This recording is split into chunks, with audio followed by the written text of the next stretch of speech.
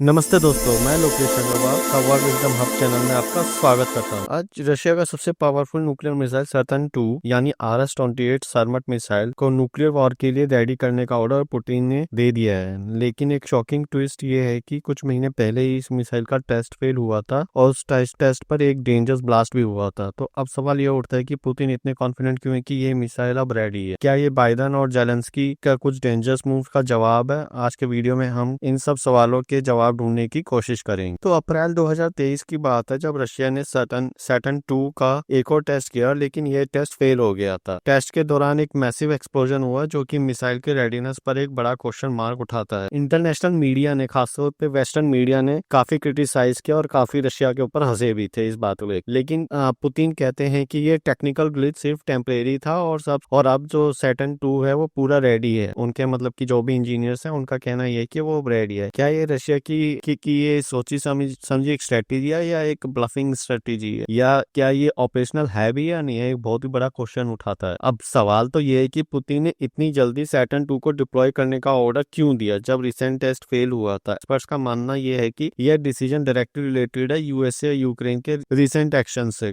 Report के मुताबिक Biden administration Ukraine को एडवांस्ड लॉन्ग रेंज वेपन और आईसीबीएम प्रोवाइड करने पर कंसीडर कर रहा है। अगर ये होता है तो यूक्रेन के पास रशिया के अंदर तक स्ट्राइक करने की काफी कैपेबिलिटी आ सकती। तो इसी को देख के ही शायद हो सकता है कि पुतिन ने ये ऑर्डर दिया। और जेलेंस्की का जो अग्रेसिव स्टैंस रहा है और बाइडेन का सपोर्ट, बाइडेन वैसे तो एक कह सकते हो कि अब उनके पास होने के लिए कुछ नहीं है, क्योंकि जनवरी 2025 में जब ट्रम्प आएंगे और बाइडेन को भी पता है कि अब उनका पॉलिटिकल कैरियर आगे खत्म ही है, तो वो कुछ भी डिसीजन ले सकते हैं और कोई बाद में कोई पूछने वाला नहीं है। और जब ट्रम्प आएंगे तो वो अपने आप सुलटाते रहेंगे कि कैसे क्या करना।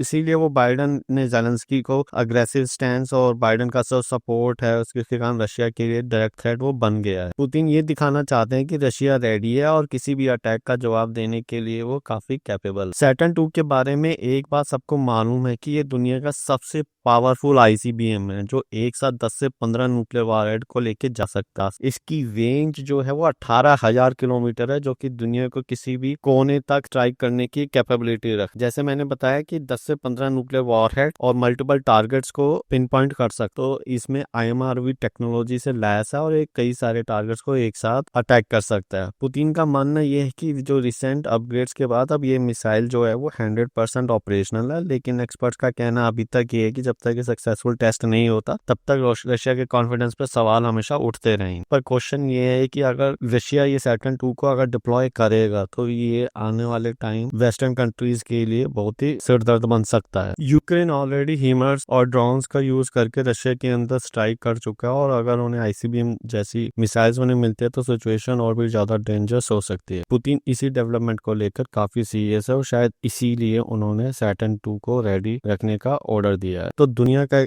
एक्सपर्ट्स का कहना यह है कि अगर सिचुएशन कंट्रोल नहीं हुई तो एक न्यूक्लियर वॉर की तरफ बढ़ सकता है और नाटो और रशिया के बीच एक छोटी सी गलती पूरी दुनिया के लिए सिरदर्द बन। अब सवाल यह है कि क्या बाइडेन और जेलेंस्की इस रिस्क को समझ रहे हैं और क्या पुतिन के एक्शन सिर्फ एक वार्निंग है या एक्चुअल प्रिपरेशन। इंडिया के लिए यह सिचुएशन एक टफ बैलेंस बनाना काफी मुश्किल होगा, क्योंकि रशिया हमारा पुराना दोस्त है और नाटो कंट्रीज के साथ भी ट्रेड और डिप्लोमेटिक रिलेशन स्ट्रॉन्ग है। लेकिन अगर न्यूक्लियर वॉर का थ्रेट बढ़ता है तो इसका इम्पैक्ट सिर्फ जियोपॉलिटिक्स नहीं बल्कि वर्ल्ड इकोनॉमी पर भी होके रहे। दोस्तों, दुनिया एक डेंजरस मोड पर पहुंच चुकी है जहां शांति और डिप्लोमेसी सिचुएशन को सॉल्यूशन हो सकता है। वार का अंजाम सिर्फ तबाही होगा, चाहे वो रशिया का हो, यूएसए का या यूक्रेन का या किसी वेस्टर्न कंट्री। आपको यह वीडियो कैसा लगा और आपको अगर ये वीडियो पसंद आया तो प्लीज लाइक, शेयर और सब्सक्राइब कीजिए एंड कमेंट्स में अपने थॉट्स जरूर शेयर कीजिए। मिलते हैं अगले वीडियो में, तक के लिए bye and thanks for watching.